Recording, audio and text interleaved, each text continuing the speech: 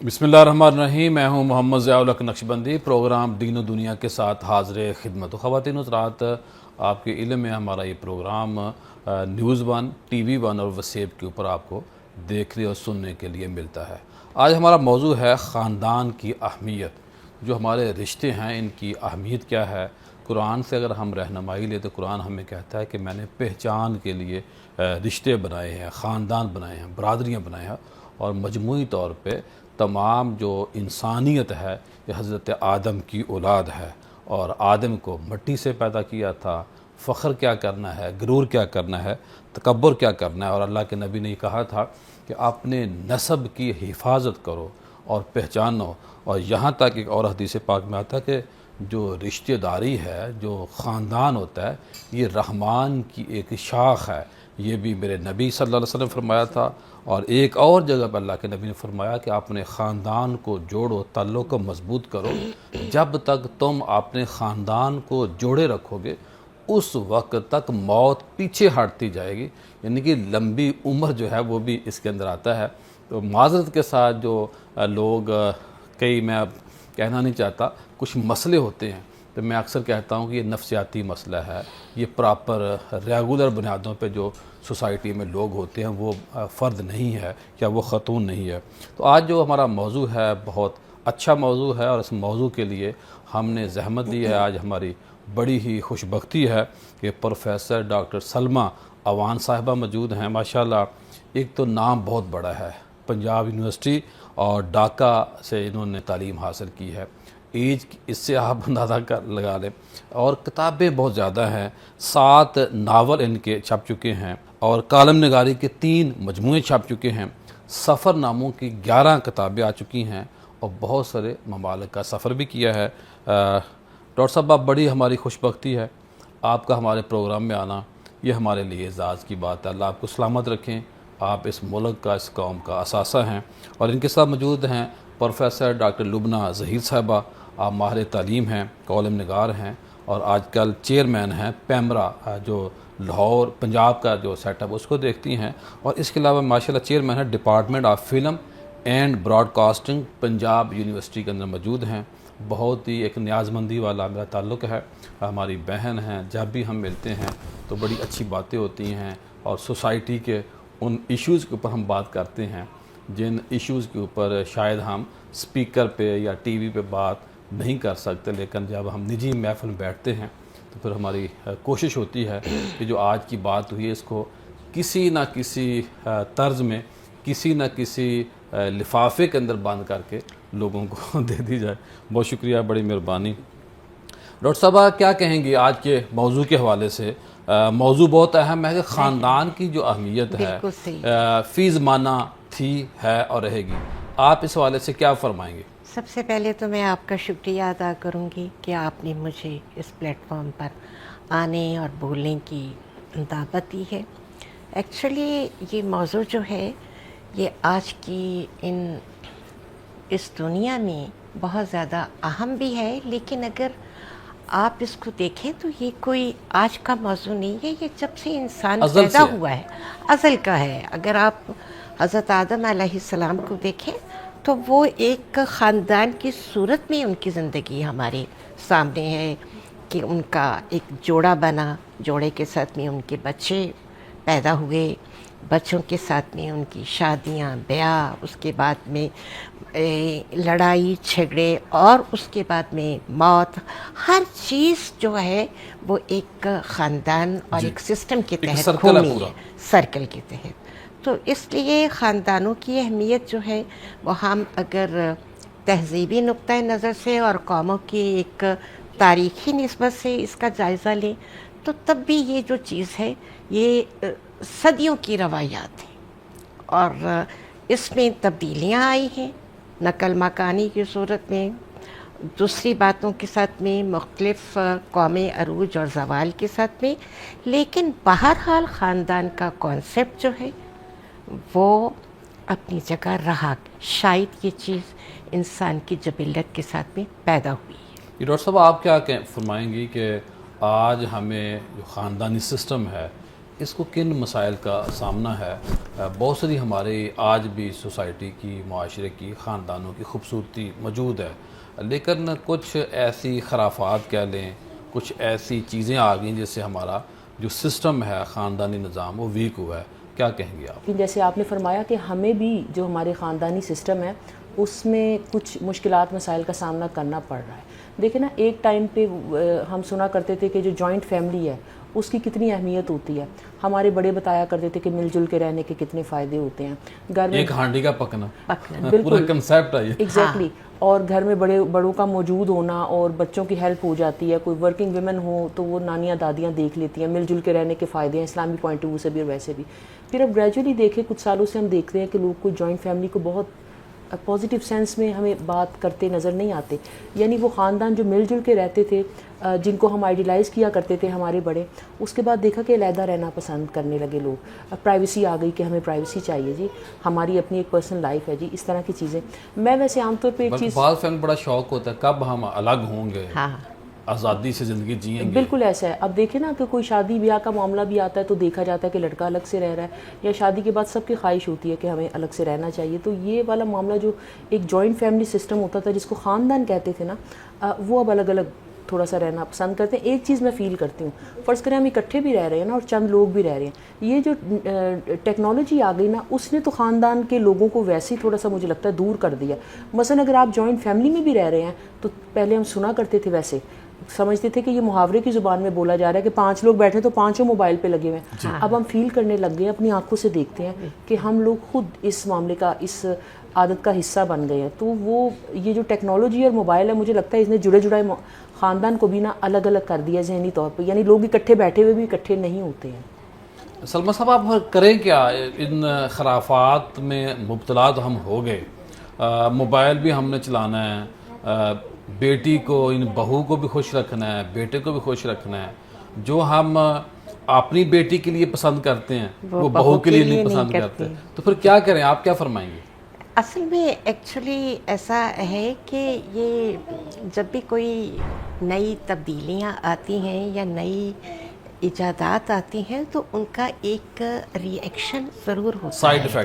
Side effects ہوتے ہیں، یا آپ کہہ لیجئے گا کہ سم ٹائمز تو یہ ہوتا ہے کہ ان کی تربیت ہو جاتی ہے، اور سم ٹائمز یہ ہوتا ہے کہ تربیت نہیں ہو پاتی ہے. اور جیسے وہ ایک پنجابی زبان کی کہاوت ہوتی ہے کہ ہوچے جٹ کٹورا لبا تے پانی پی پی یا پھریا، وہ والا حال ہوتا ہے کہ آپ اس نئی جو ایجاد آپ کے سامنے آئی ہے، آپ نے اس سے فائدہ کیسے اٹھانا ہے، اس کی یوٹیلائزیشن کیسے کرنی ہے، اس سے سوسائٹی کو کیسے. تو ہم لوگوں نے اس معاملات میں، ہمارے ہاں تربیت نہیں ہوئی، تو اس کا اب کتاب جو ہے ہمارے ہاں سب سے پہلے متاثر ہوئی، اخبارات متاثر ہوئے. تو یہ تھوڑا سا یہ ہوتا ہے کہ کسی بھی چیز کا زیادہ استعمال جو ہوتا ہے وہ بالآخر اپنی اصل کی طرف بڑا اچھا وقت تھا کہ بڑا چھوٹوں کو وہ آرٹیکل پڑھ کے سناتا تھا، یا بڑے بچوں کہتے تھے یہ مجھے پڑھ کر سنائیں. تو اصل میں یہ چیز ہوئی ہے کہ اب ایک ہی گھر میں ہیں، ایک ہی جگہ میں رہ رہے ہیں، اور گھر میں ماں نے یہ نہیں کرنا، ماں نے بچے کو اس پر لیپ ٹاپ دے دینا ہے، وہ اس پر لگا ہوا ہے، دوسرا بچہ دوسرے لیپ ٹاپ پر ہے، پھر تیسرے کے ہاتھ میں موبائل ہے. تو جو ماؤں کا کردار تھا وہ ایفیکٹ ہوا، جو گھر کا ماحول تھا وہ متاثر ہوا.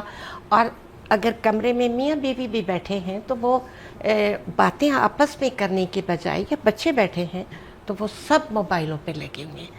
تو میرا خیال ہے کہ یہ ایک پیک کی طرف جانے کے بعد میں یہ واپس آئے گا، ہر چیز اپنی انتہا پر جا کر پھر لوٹتی ہے. لیکن ہم یہ سنتے تو آ رہے ہیں کہ اس طرح کی باتیں، لیکن واپسی ہوتی نہیں. واپسی ہوگی ہے، اس ٹائم ٹیکنگ ہوتا ہے چیزوں کو ماحول میں ایڈجسٹ کرنے کا. اب یورپ ہے، وہاں پر کتاب متاثر نہیں ہوئی. اب دیکھیں جب ریڈیو آیا تو ریڈیو کے بعد ٹی وی آیا، تو لوگوں نے کہا نہیں ہم ریڈیو ہی اصل چیز ہے، لوگ ٹی وی نہیں دیکھیں گے. تو لوگ تو آگے بڑھتے جا رہے ہیں نا. نہیں، ریڈیو نے ایک اپنا، آپ کو شاید یاد نہیں ہوگا، آپ تو یعنی نہ ہو، لیکن میرے زمانے میں تھوڑا چھوٹی ہوں، عمر بھی زیادہ نہیں. بالکل صحیح بات ہے. میرا زمانہ جو تھا اس میں आप कह लीजिए कि 1951 से लेकर आप 60 का ज़माना आप देख लीजिए, छतों के ऊपर रेडियो इतनी फुल वॉल्यूम में चलते थे, और श्रीलंका के जो सैलोन रेडियो जो है उसके गाने जो हैं वो लोग 8 बजे तामील इरशाद प्रोग्राम होता था इंडिया से, वो सब लोग सुनते थे और पूरा एंजॉय करते थे। सही।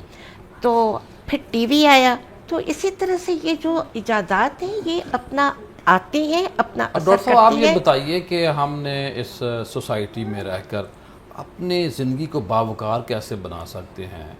कभी ज़माना था, हम देहात के रहने वाले लोग हैं, तो गर्मियों के दिनों में ऐसे लगता था, छतों पे लोग सोते थे कि पूरे का पूरा जो मोहल्ला है वो एक ही फैमिली है।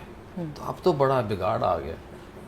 बिल्कुल ठीक, लेकिन मैं आपात से जो आप सवाल कर रहे थे उसको थोड़ा सा आपकी इजाज़त से आगे बढ़ाना चाहूँगी कि अब ये चीज़ें रिवर्स कैसे होंगी। देखिए, जब हम आगे बढ़ जाते हैं ना और जिद्दत आ जाती है और नई नई चीज़ें आ जाती हैं, नए नए गैजेट आ जाते हैं, उनसे हमारी ज़िंदगी को छुटकारा मिलना मुश्किल हो जाता जी, है। मैंने इसी बात की। लेकिन एक गुजारिश सुनिए, देखिए जिन लोगों ने और जिन माशरों ने ये चीज़ें ईजाद की हैं, खुद तो वो इससे दूर होते जा रहे हैं। हाँ। आप देखें एलन मस्क के वो बारे किताब में से जुड़े हुए हैं। बिल्कुल, बिल गेट्स और एलन मस्क वगैरह के बारे में मैंने सुना और हम पढ़ा करते हैं कि वो अपने बच्चों को डिस्करेज करते हैं और एक सर्टेन टाइम पीरियड के बाद कहते हैं कि शाम के बाद और रात के वक्त आपको इजाज़त नहीं है मोबाइल वगैरह यूज़ करने की या गैजेट यूज़ करने की। बाहर मुल्कों में तो ऐसे हमें नाइट पैकेज मिलते हैं। एग्जैक्टली और बाहर मुल्कों में ऐसे रेस्टोरेंट मौजूद हैं, वो कहते हैं मोबाइल साइड पे रखे, मोबाइल के बगैर आप आए। हाँ। और पाकिस्तान में भी हमने ऐसे अच्छे घर देखे हैं जो कहते हैं कि टीवी देखा जाएगा तो एक वक्त पे बैठ के देखा जाएगा, और मोबाइल जो है वो सर्टेन टाइम पीरियड के बाद आपको इस्तेमाल करने की इजाज़त नहीं है।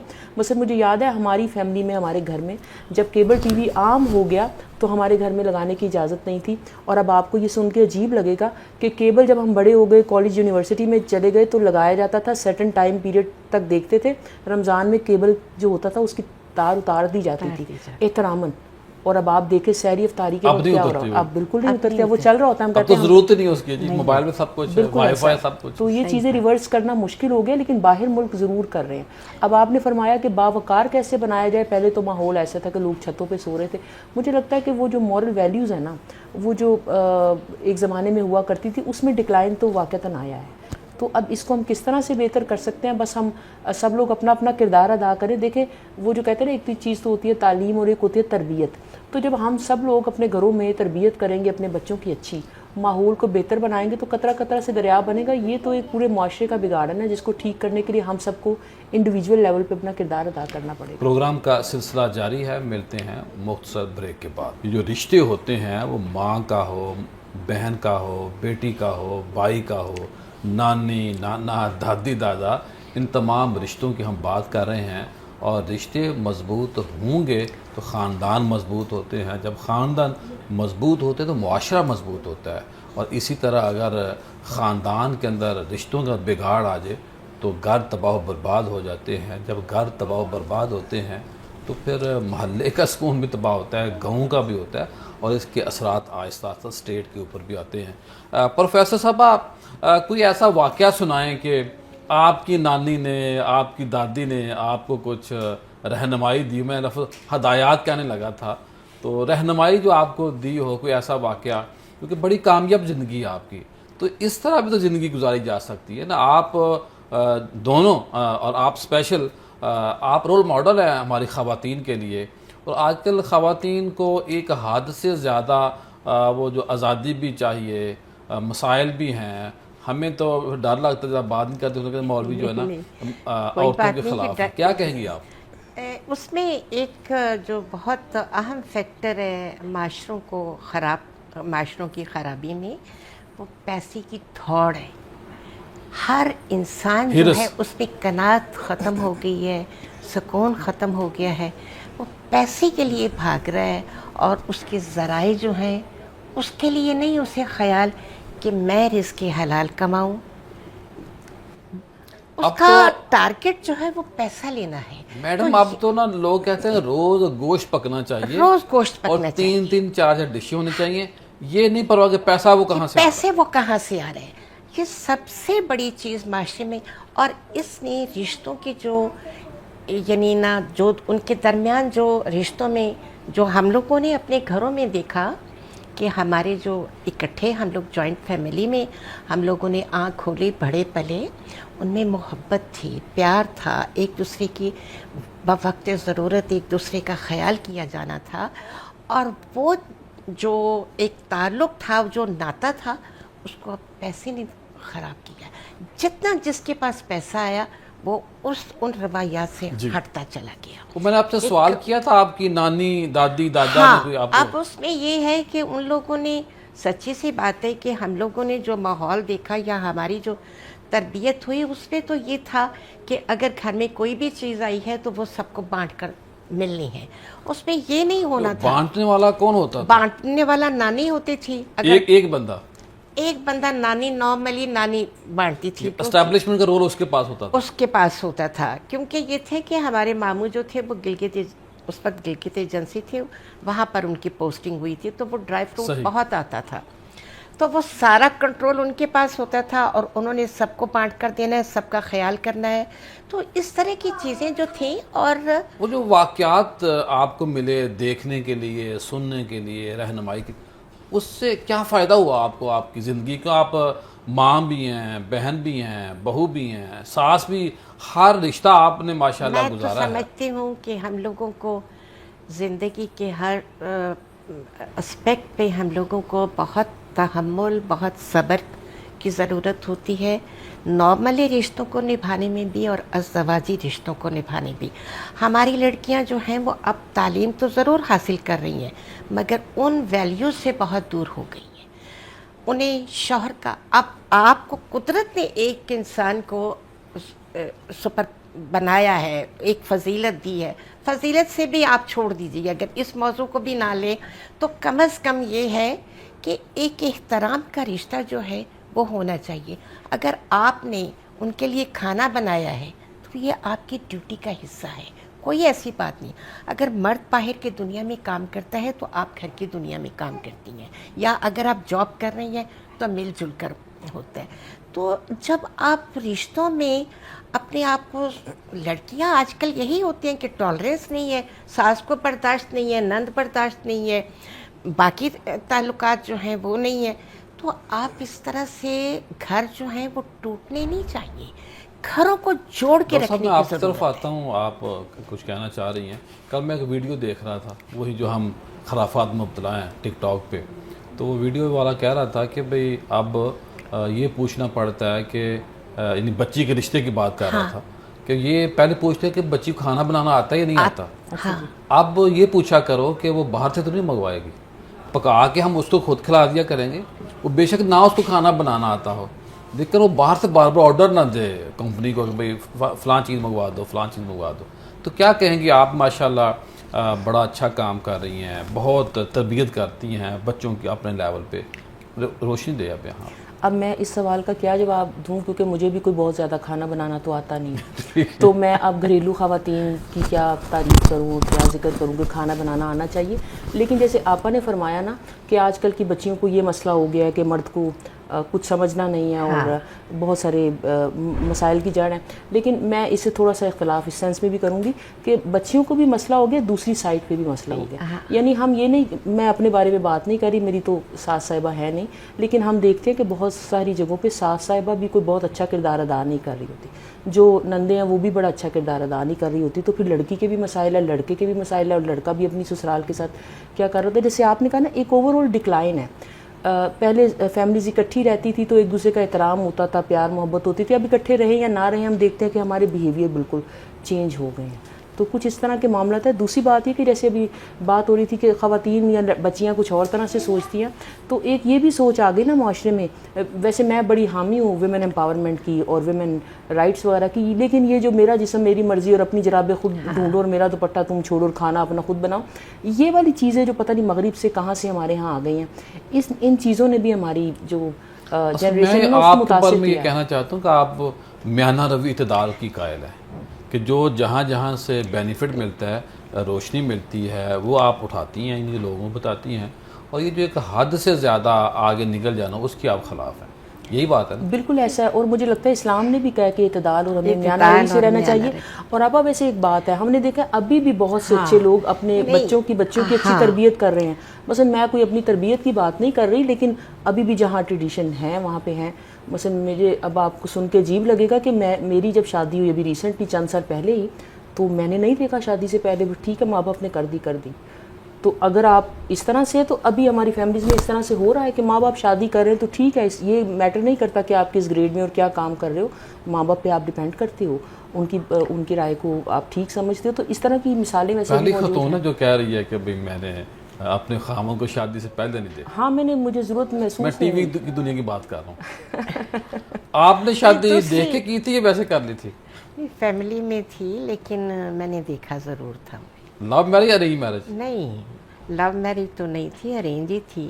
اس وقت میں لو میرج ہوتا تھا؟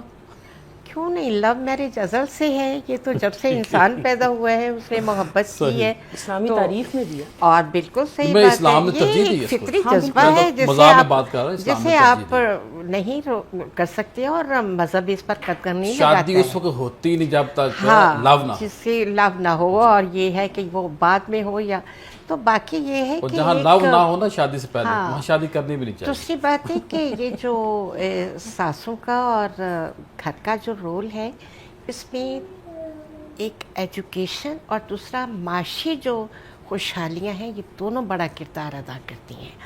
آپ کے گھر میں اگر پیسے کی تنگی ہے تو وہاں پر ساس جو ہے پرابلم کریٹ ہوتی ہے.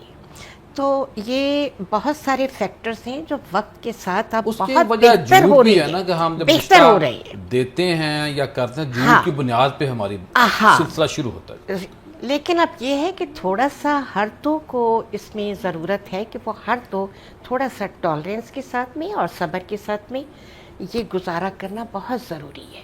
اس سے گھر ٹوٹتے نہیں ہیں, ڈائیورسز نہیں ہوتی ہیں, بچے جو ہیں وہ سفر نہیں کرتے ہیں, اور یہ ہونا چاہیے. گھر جو ہیں وہ قائم رہنے چاہیے. معاشرے میں بروکن ہومز اور مینٹلی ریٹارڈڈ بچے سوسائٹی کی ضرورت نہیں ہے. ڈاکٹر صاحبہ, جو تہذیب والے خاندان ہیں اور غیر تہذیب والے خاندان ہیں, پہلے بھی آپ نے اس کے اوپر بات کی, تو کیسے ان کو بہتر کیا جا سکتا ہے؟ یعنی کہ اگر کوئی ایسی روشنی آپ دیں ہمیں کہ آنے والے لوگوں کو پتہ چلے کہ یہ جو گھر ہے یہ اچھے لوگوں کا گھر ہے, یہ اچھے گھر سے بچی پڑی ہے, اچھے گھر سے بچہ ہے, اور دوسروں کو پتہ چل جاتا ہے, تو کیا کرنا چاہیے پھر ہمیں؟ میں ویسے زیادہ صاحب آپ کی طرح کوئی نمازی پرہیزگار تو نہیں ہوں کہ 5 وقت کی نماز پڑھوں, لیکن میں بلیو کرتی ہوں کہ جو اسلامی پوائنٹ آف ویو ہے نا, اور اسلام جو کوڈ آف کنڈکٹ دے دیا وہ سب سے اچھا طریقہ کار ہے. اور جب ہم مذہب کی بات کرتے ہیں تو کہتے ہیں کہ یہ بڑے کنزرویٹو ہیں یا ریڈیکلسٹ ہیں, لیکن آپ دیکھیے کہ اسلام میں جو باتیں ہیں نا اس سے ہم بہتر ہو سکتے ہیں. مثلا آپ نے کہا کہ تہذیب یافتہ یا غیر تہذیب یافتہ, تو اس میں کیا مسئلہ ہمارے خاندانوں میں آیا ہوا ہے؟ یہی مسئلہ آیا نا کہ کوئی زیادہ میٹیریلسٹک ہو گیا, تو اسلام نے میانہ روی اعتدال کا حکم دیا, ہم اس کے مطابق چلیں. ابھی فیملیز میں ہم دیکھتے ہیں جس طرح کی پالیٹکس چل رہی ہے, لیگ پولنگ چل رہی ہے, غیبت چل رہی ہے, اسی طرح کے مسائل ہوتے ہیں نا. تو آپ اسلام کے طریقہ کار کے مطابق عمل کریں اور ان چیزوں سے بچیں, تو مجھے لگتا ہے کہ ہماری سوشل لائف بہت اچھی ہو جائے گی.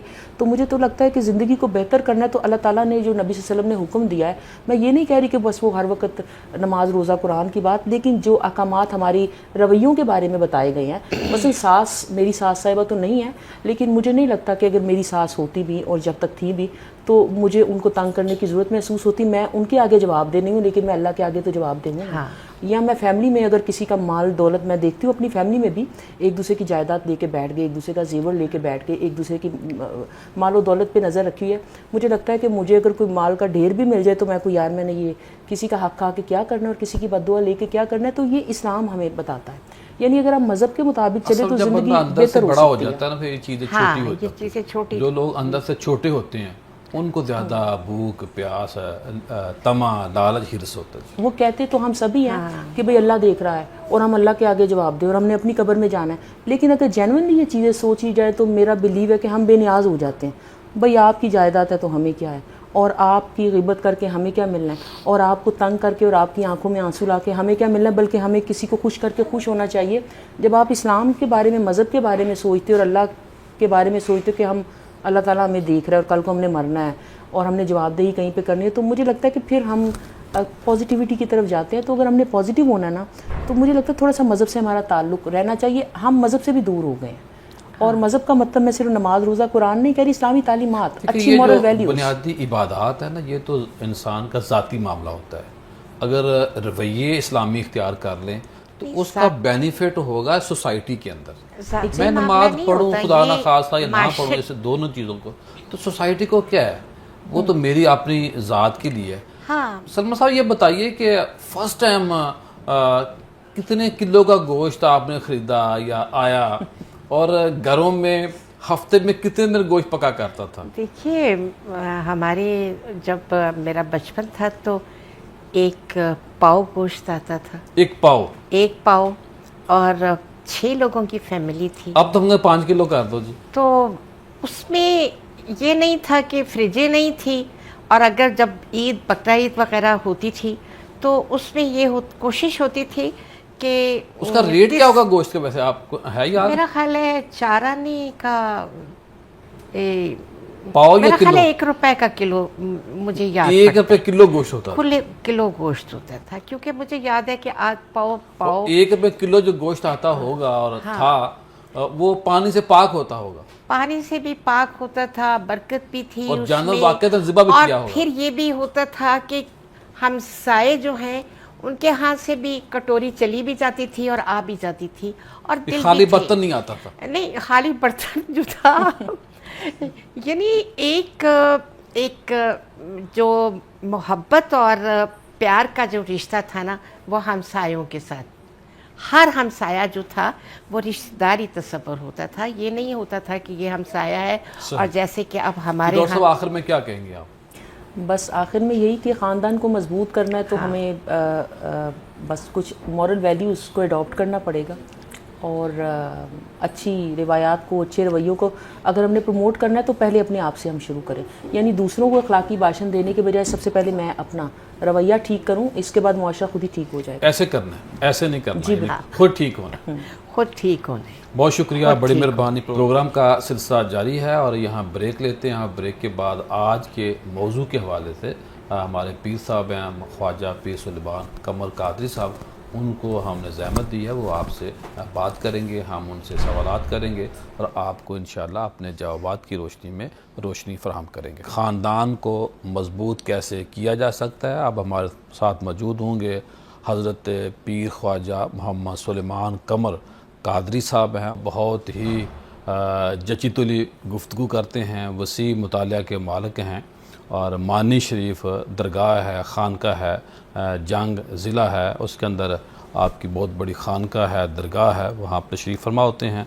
वहाँ लोगों की रूहानी ज़रूरियात तो पूरी करते ही करते हैं, माली और फूड के एतबार से इनका बहुत बड़ा काम है। पीर साहब से मैं पूछूँगा कि ख़ानदान की जो अहमियत है, जो हमारे खुलफा थे, अगर हम सीरत नबवी को देखें, सालिहीन को देखें, जो हमारे अकाबिर थे, इसके हवाले से आप क्या कहेंगे? बिस्मिल्लाहिर्रहमानिर्रहीम। क़िबला पीर साहब इस कुर्रा अर्ज़ी पर हर दौर में इंसान ने मुआशरती उसकी जो मुआशरत पसंदी है, इस हवाले से इज्तिमाई ज़िंदगी बसर की है, और इस ज़िमन में जिस मुआशरती इदारे को बुनियादी हैसियत हासिल है उसे हम ख़ानदान कहते हैं। अरबी में एक लफ्ज़ जो है, इसका मादा जो है ऐन वाव लाम जो है, इस मादे से एक लफ्ज़ है मसदर आइलतुन, जिसे हम ख़ानदान के मफ़हूम के साथ ताबीर करते हैं। और अहले अरब जो हैं वो अय्याल रजुल जो शख्स है उसको सरबराह ख़ानदान के तौर पर ये लफ्ज़ मुस्तामल है। सही।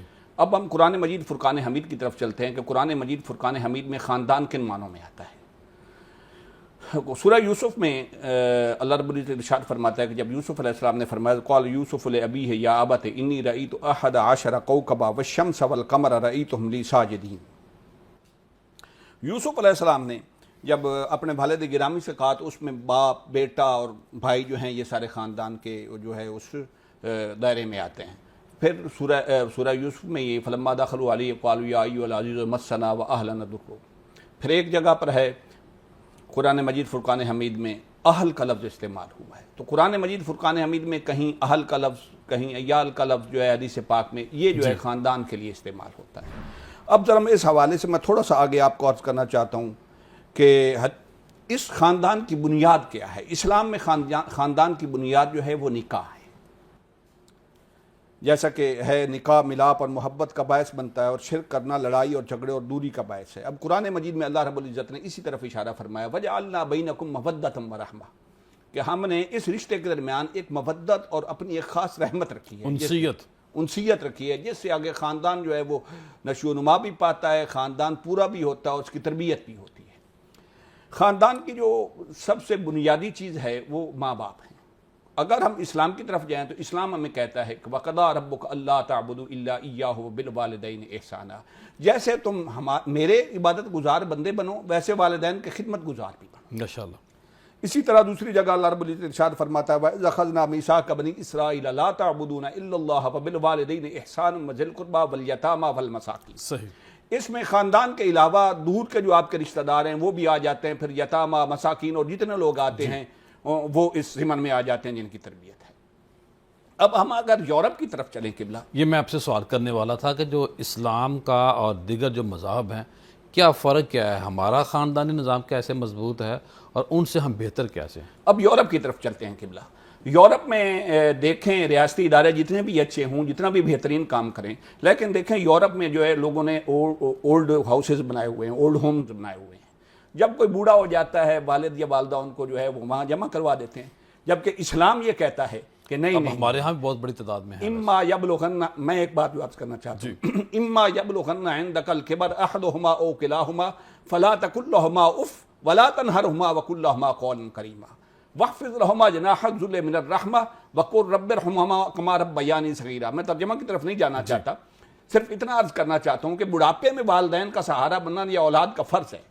اور امام راضی علیہ رحمت اف کے حوالے سے فرماتے ہیں کہ اگر بوڑھے والد کا یا والدہ کا بستر پہ پیشاب نکل گیا ہے اور کوئی خوش نصیب بچہ جو ہے بیٹا یا بیٹی وہ اس کو دھونے لگا اور اسے بدبو آنے لگی ہے، نیچرل چیز ہے پیشاب سے بدبو آنا، مگر اس نے اگر اپنے ناک پہ یوں ٹشو رکھا ہے اور والد دیکھ رہا ہے یا والدہ دیکھ رہی ہے کہ بیٹا بچپن میں آپ کے پیشاب سے ہمیں تو بدبو نہیں نہ آتی تھی، ہمارے کندھوں پہ بھی پیشاب کر دیتے تھے، گود میں بھی پیشاب کر دیتے تھے، اب تو جوان ہو گیا ہے تو اب تجھے ہمارے پیشاب سے بدبو آتی ہے، تو امام راضی فرماتے ہیں اتنی سی بات اگر والدین نے سوچ لی تو اللہ ناراض ہو جائے گا۔ یہ ہے ہمارا اسلام، اور والد کو اللہ رب العزت نے دوسرا رب کا ہے، مجازی رب کا ہے، کما ربیانی صغیرا۔ اب یہ بتائیے آخر میں کہ ہم اپنے معاشرے کو مضبوط کیسے کر سکتے ہیں؟ اب وہ غلاظت کہہ لیں یا ایسی چیزیں کہہ لیں ہمارے معاشرے میں آ چکی ہیں، تو اب ہم نے آپ سے یہ پوچھنا ہے کہ معاشرہ جو ہمارا اسلامی ہے، جو تعلیمات ہیں، اس سے کیسے ہم روشنی لے کے موجودہ نظام کو مزید بہتر کریں؟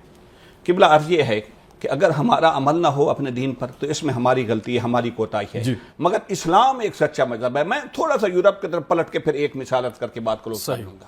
آپ یورپ میں چلے جائیں، کو بچے پیدا ہوتے ہیں بغیر نکاح کے پیدا ہوتے ہیں، وہاں کوئی نکاح کا رواج نہیں ہے، تو 15 سال کا بچہ ہوتا ہے اور بچی ہوتی ہے تو وہ آزاد ہو جاتے ہیں۔ صحیح۔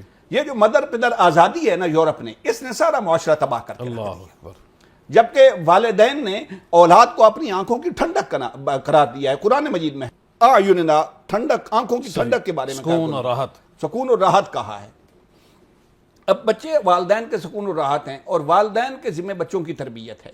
اگر بچے 14-15 سال سے جو ہے وہ ان کی تربیت میں ہی نہیں رہیں گے تو انہیں کیسا پتہ چلے گا کہ ان کی تربیت کیسی ہو سکتی ہے؟ اور دوسری بات ایک میں ضمن چھوٹی سی عرض کرتا ہوں، جی فرمائیے۔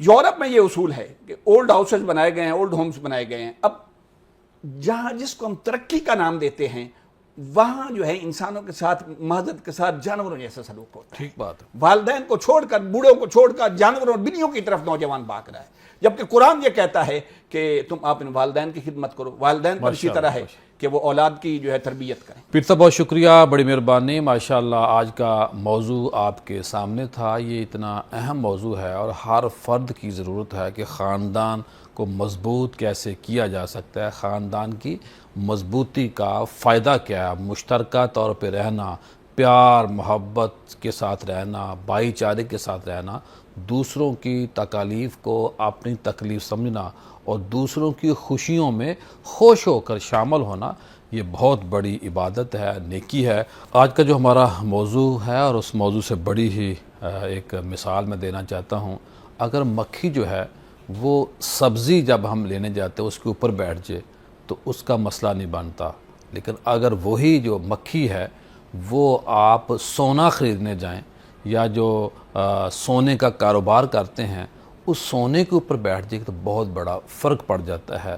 تو اس مثال سے سمجھانا آپ کو یہ ہے کہ اصل جو بات ہوتی ہے وہ ہوتی ہے لیول کی، ریلیشن کی، کہ لوگ کن لوگوں کے ساتھ بیٹھتا ہے۔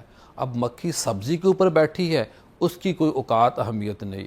اگر وہی مکھی سونے کے اوپر بیٹھے گی وزن کرتے ہوئے ترازو کے اوپر تولتے وقت، تو اس مکھی کا وزن بڑھ جاتا ہے۔ اس سے کیا پتہ چلتا ہے کہ میں نے اور آپ نے یہ کوشش کرنی ہے کہ اچھے لوگوں کو بیٹھیں، نیک اور صالح لوگوں میں بیٹھیں، اہم لوگوں میں بیٹھیں۔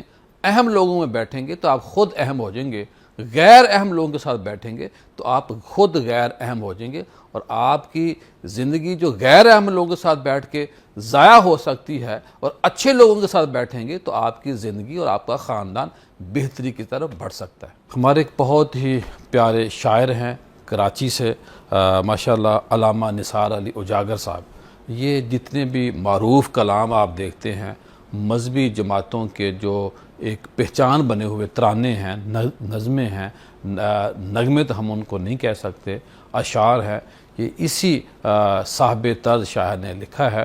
تو ان کی والدہ دنیا سے چلی گئی، میں آپ سے دعا کے لیے کہوں گا کہ آپ ان کی والدہ کے لیے دعا کریں، اور ہم ان کے برابر غم میں شریک ہیں۔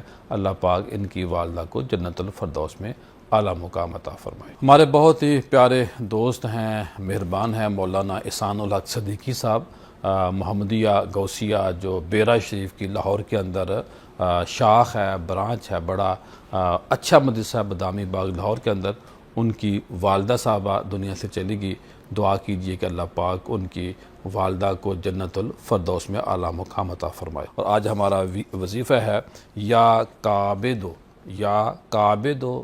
یہ ایک ایسا وظیفہ ہے کہ جب ہم اس کو پڑھتے ہیں تو اس سے کیا ہوگا کہ روزی جو تنگ ہے، جو کم ہے، وہ اضافہ ہو جائے گا۔